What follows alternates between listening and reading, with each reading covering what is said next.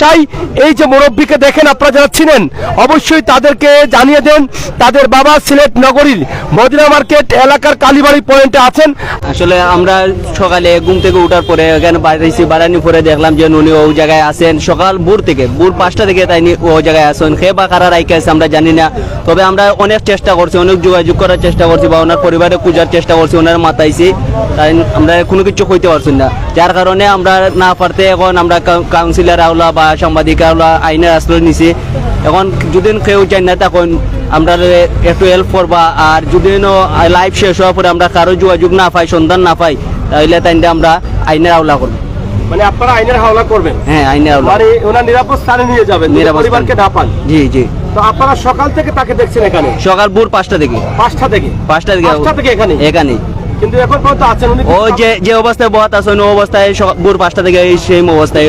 খাবার দাবার খেয়েছেন কিনা? খাবার দাবার আমরা লুপ খাওয়াইছি, কেক খাওয়াইছি, চা খাওয়াইছি, তাই যে খাইতে পারেন তা আমরা খাওয়াইছি আর পরিবারে খুঁজার চেষ্টা করতেছি। ওনাকে কি জিজ্ঞেস করেছে কোথা থেকে আসলেন, কিভাবে আসলেন? ওনাকে জিজ্ঞেস করছি, উনি মারতে পারেন না, উনিও কথা বলতে না, খালি মুখ লড়ায় আর খালি তাকায়, আর কোনো কথা কইতে পারেন না।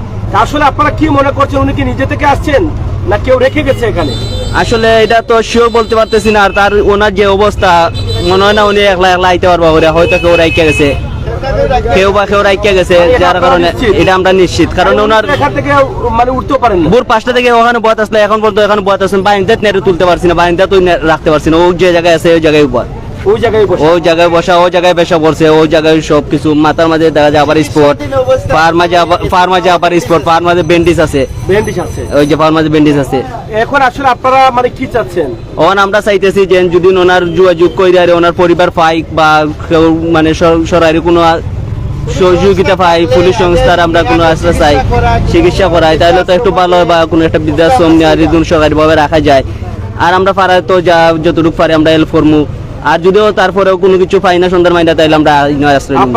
আপনারা আইনের আশ্রয় কত সময় অপেক্ষা করে নিবেন, এবং যদি কেউ নিতে চায় তাহলে কোন জায়গায় আসতে হবে?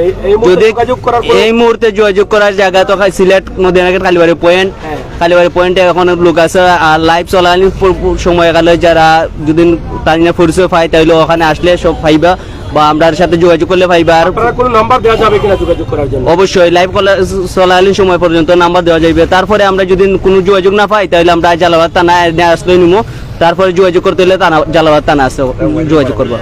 01766973295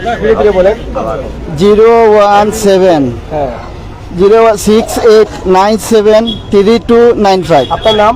সাইফুল আলম। আপনারা আসলে এটাকে কিভাবে দেখছেন? উনি কি নিজে থেকে আসছেন না কেউ? জি না নিজের থেকে না, কেউ না কেউ এখানে রাখিয়া গেছে।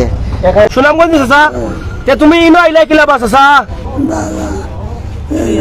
কৌকা চাচা, জোরে কৌকা। ইনো কে তো গেছে তোমার? ও চাচা, তোমার ফুয়াই না শুননি? কটা ফুয়া? কগু ফুয়া তোমার? ফুয়া কগু? আদি দেখাও, আদি দুইজন ফুয়া। ফুয়ার লগে আইছো নি? কেন ফুয়ার লগে না খার লগে আইছো? ফুয়াই মায়া করেনি তোমার? ফুয়াই মায়া করেনি? ফুড়ি আছে নি? ফুড়ি এখানে কিলা আইছো বাবা? খার লগে আইছো কেন? চাচা একলা আইছো নি? একলা আইছো না কেন লগে আইছো? একলা নি? আমরা সরাসরি লাইভটি দিচ্ছি, আপনারা শেয়ার করুন, মানবিক দৃষ্টি থেকে আপনারা শেয়ার করে এই মুরব্বী বাবাকে ওনার পরিবারের কাছে পৌঁছে দিতে সহযোগিতা করুন। জানি না হয়তো সন্তানরা তার বাবাকে হয়তো পাগলের মতো খুঁজছেন, কিভাবে তিনি এসেছেন একমাত্র আল্লাহই বলতে পারবেন। আমরা এখান থেকে কাউকে দোষারোপ করছি না, তবে স্থানীয়রা তারা বলছেন যে তিনি একা এখানে আসা কোনোভাবেই সম্ভব না।